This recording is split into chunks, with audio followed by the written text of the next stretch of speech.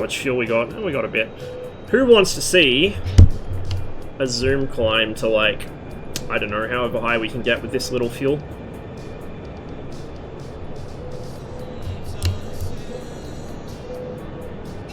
My record is 27,909 kilometers, I think it is. Or not kilometers, meters. So 27.9 kilometers altitude, which is like 90-something thousand feet. It was like 91 or 92,000 feet in the MiG-21 in DCS.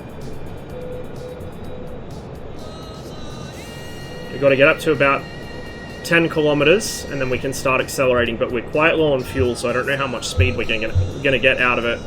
You need about Mach 2 to make that kind of altitude. It's one reason you'll never see the Hornet go that high, ever. It physically can't do it. It doesn't have the airspeed.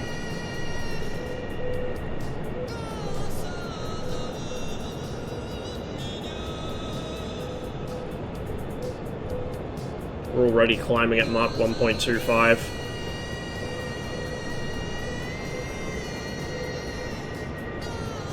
Won't build a road-based MiGs on Cold War with just the CTLD ammo truck? Oh.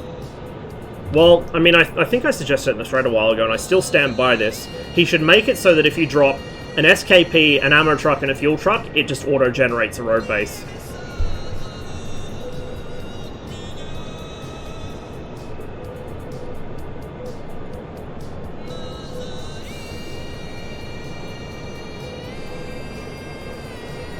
Eight kilometers.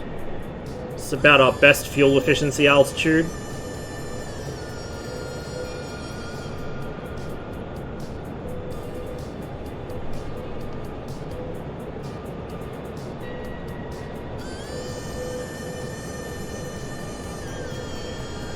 Mach 1.6.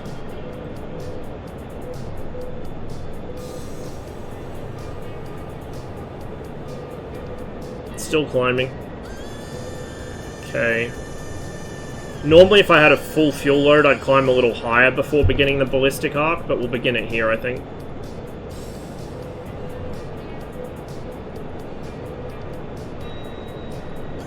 Or no, we won't, because that's my limiting speed right there. We need to go higher. So, Mach 1.9, but at this altitude, we're reaching our never exceed speed before we hit our maximum Mach speed, so we need to go a little higher up. Nearly out of fuel. Nalchik is channel 8, I believe. Yep. And we're pretty much right over the airfield, so if the engine cuts, we're good. Okay, Mach 2.1. That's our maximum Mach. Let's pull this baby up. Level the wings, because I put in a little right stick there when I didn't mean to.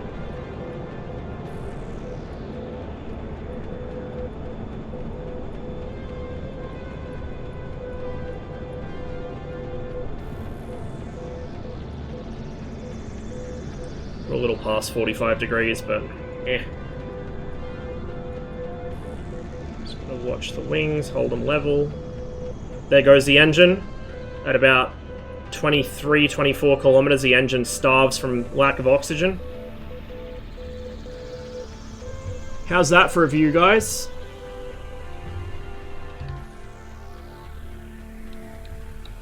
And that's 28. Oh my god. Are we gonna get a new record here? 28, 29. Are we gonna see 30 kilometers? Holy shit. That's the new personal best, although that's with less missiles than I had last time. 30,558 meters. That's a new personal best.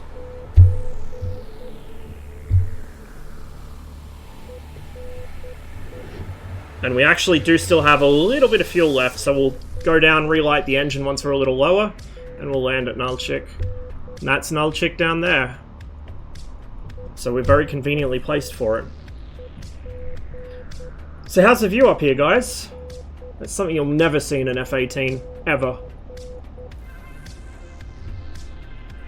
I don't think even the F-16 can come up here in DCS. The Tomcat can, but I don't know about the 16. To reach this kind of altitude, you have to have an aircraft capable of Mach 2. Anything less than that, forget it. I'm a billionaire. Yep. We're all billionaires now. Doing Mach 1.9 with the engine off, by the way, from that dive there. I want to stabilize the aircraft a little, start trimming nose down since I had a nearly full back trim there during the climb. Once we're subsonic again, I can relight the engine. Without a pressure suit, if the canopy pressure seal held, no. If the canopy pressure seal had a hole in it, yes. The reason you're forbidden from flying higher than, I think it's in the Soviet Air Force, I think it was like 20 kilometers, no. Was it 20 kilometers? Might have been 15. But the reason you're forbidden from flying higher than that without a pressure suit is if you have to eject or if the canopy seal fails. The aircraft does have a pressurized cockpit to an extent, but it's not really safe enough if something goes wrong, if that makes any sense at all.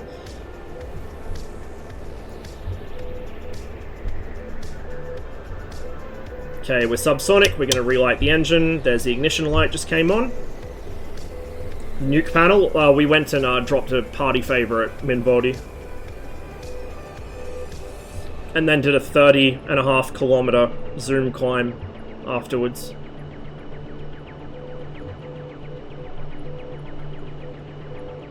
Okay, engine's relit. Relight switch goes back off. And we begin our landing approach.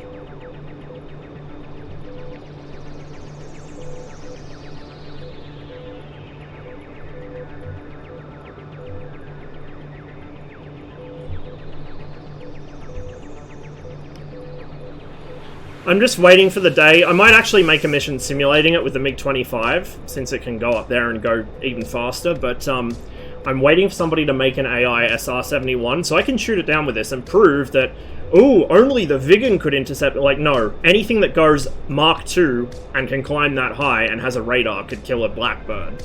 The whole reason that none of them ever got shot down is because the Americans aren't stupid and didn't provoke the Soviets by crossing their border. They flew next to it.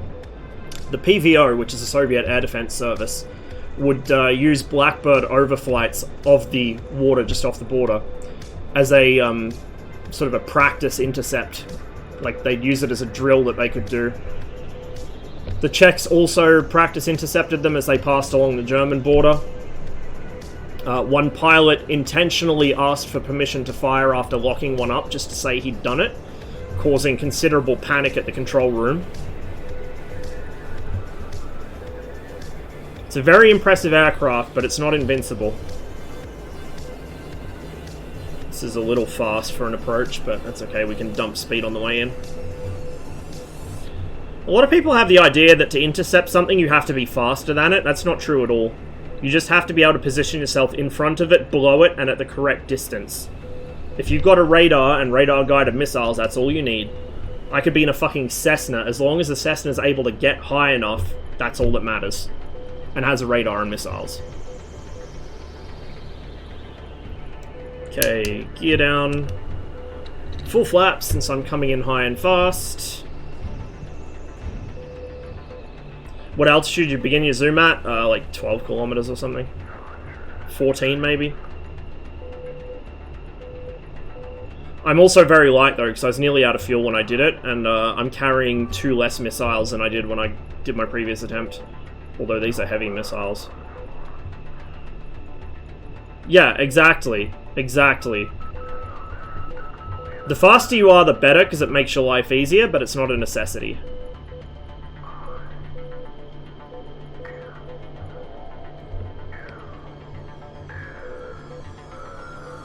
We've got a crosswind.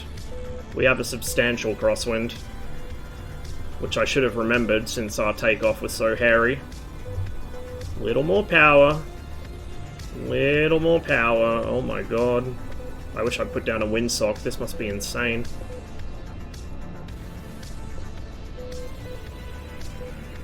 I have a habit of landing on the left side of the runway from flying on the Cold War server, where that's general practice to avoid collisions. Also, in real life, I have a lot of trouble landing on the center line. I'm always slightly left or right of it. And we're down. We'll get a kind of lined up on the runway, get the chute out, pull the flaps in,